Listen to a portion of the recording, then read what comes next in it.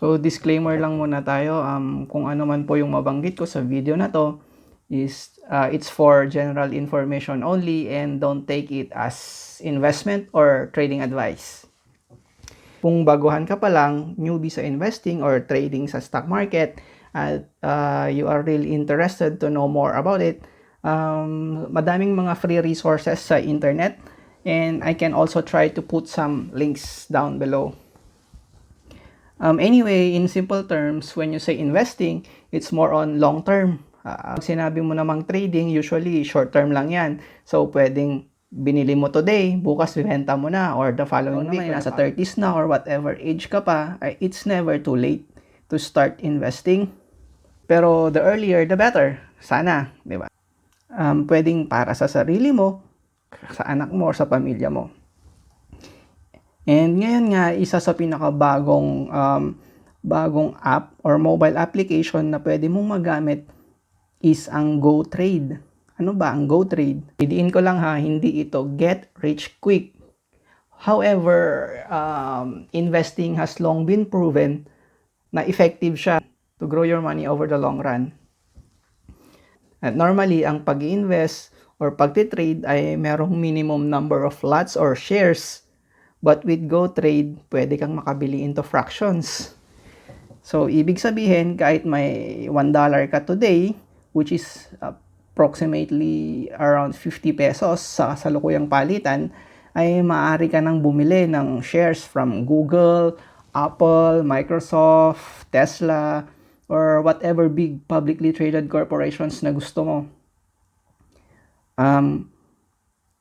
Kahit wala kang malaking pera pang umpisa, ang key dito is consistency.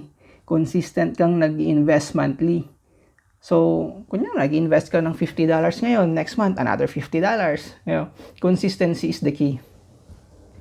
Dahil sa technology ngayon, ang pag-i-invest sa US stock market is mas pinadali. Kahit wala ka sa US at kahit wala kang US dollar account, you can invest. Ang magandang balita with Gotrade and its partners, your account is protected up to $500.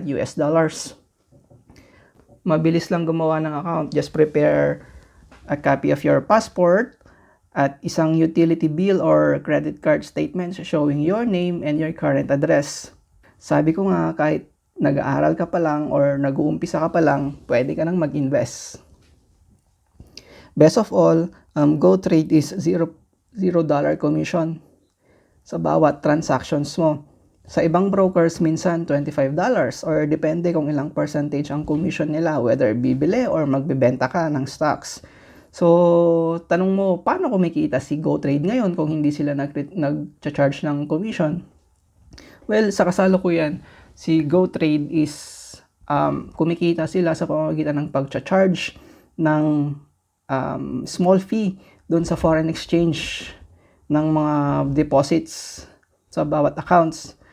At kumikita rin sila through interest income in cash deposits. In the future, actually they have plans to offer premium memberships as well. So, it's one of their way to para kumita rin ng pera. And kapag nag-open ka ng account sa Gotrade app, you are actually opening an account with Trade Securities na siyang may-ari ng Gotrade app at ng US broker partner nila, which is Alpaca Securities. Si Trade Securities is registered siya sa Labuan.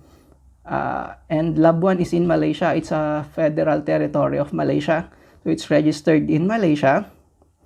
And its broker or its US broker partner is also registered in the US. Sa app nila, you can see links kung saan mo makikita yung mga registrations nila.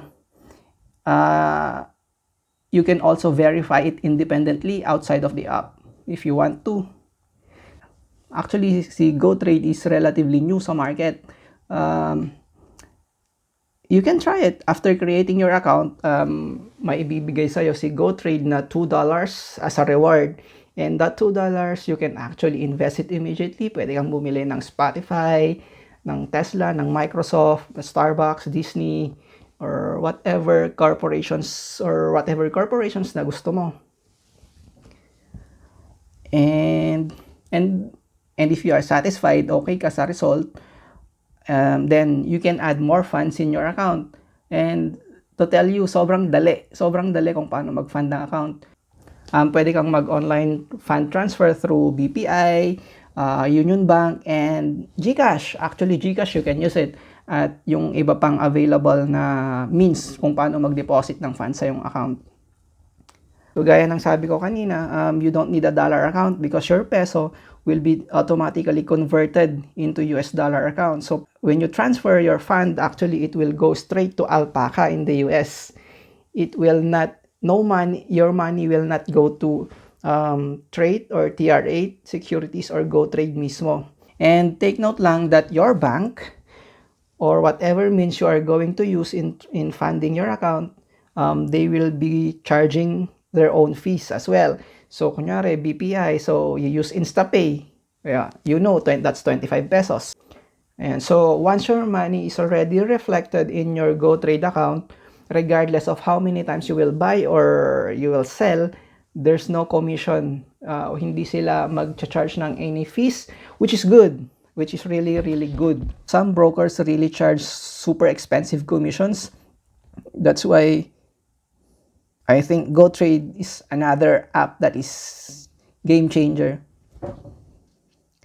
And of course, there are some regulatory fees that will be charged on your account, which is it's out of GoTrade's control.